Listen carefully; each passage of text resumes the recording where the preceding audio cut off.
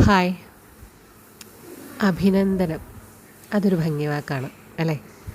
അങ്ങനെ ചില ആൾക്കാർ പറയുന്നത് ഞാൻ കേട്ടിട്ടുണ്ട്. അഭിനന്ദനം അല്ലെങ്കിൽ അപ്രിസിയേഷൻ അതൊക്കെ ഒരു ഭംഗി വാക്കല്ലേ? ശരിക്കും അതൊരു ഭംഗി വാക്കല്ല, അതൊരു ഭംഗിയുള്ള വാക്കാണ്.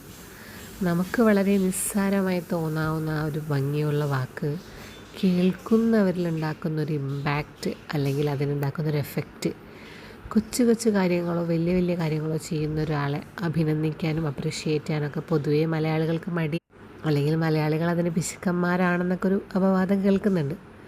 അത് ഒരു പരിധിവരെ ശരിയാണെന്ന് എനിക്കും തോന്നിയിട്ടുണ്ട്. നമ്മൾ ചെയ്യുന്ന കൊച്ചു കൊച്ചു കാര്യങ്ങൾക്ക് അല്ലെങ്കിൽ നമുക്ക് ലൈഫിൽ കിട്ടുന്ന ചെറിയ ചെറിയ അച്ചീവ്മെൻറ്റ്സിന് ഒരു സ്ട്രോക്ക് കൊടുക്കാമെന്ന് സൈക്കോളജിക്കലി പറയും. നമ്മൾ അഭിനന്ദിക്കുക ഒരിക്കലും മടിക്കരുത്.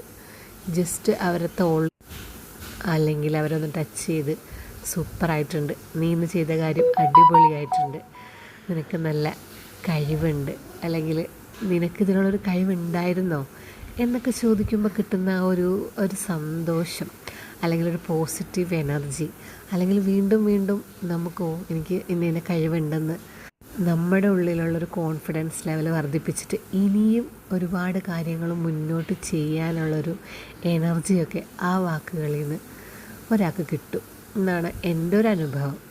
അപ്പോൾ ഒരിക്കലും നമ്മുടെ ചെറിയ മക്കളെ ഉൾപ്പെടെ അവർ ചെയ്യുന്ന അല്ലെങ്കിൽ അവർ നമുക്കൊരു ഗ്ലാസ് എടുത്ത് തന്നാൽ അവർ കണ്ടറിഞ്ഞൊരു കാര്യം രണ്ടാമതൊന്നും ആലോചിക്കരുത്. എത്രയും പെട്ടെന്ന് അവരെ വാവ് എൻ്റെ മോൻ സൂപ്പറാണല്ലോ, ഞാൻ പറയാതെ തന്നെ എൻ്റെ മോൻ അത് ചെയ്തല്ലോ അല്ലെങ്കിൽ എൻ്റെ മോളത് ചെയ്തല്ലോ എന്ന് നമുക്ക് അഭിനന്ദിക്കാൻ പറ്റണം.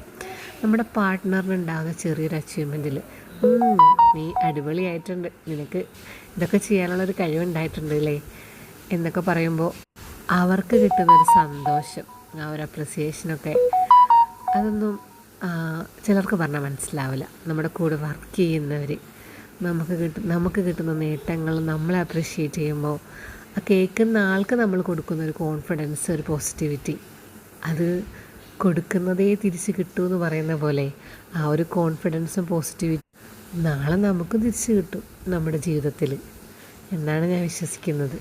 അപ്പോൾ ആർക്കെങ്കിലും ഒന്ന് കൺഗ്രാജുലേറ്റ് ചെയ്യാൻ മടിയുണ്ടെങ്കിൽ ഇനി ആ മടി വേണ്ട.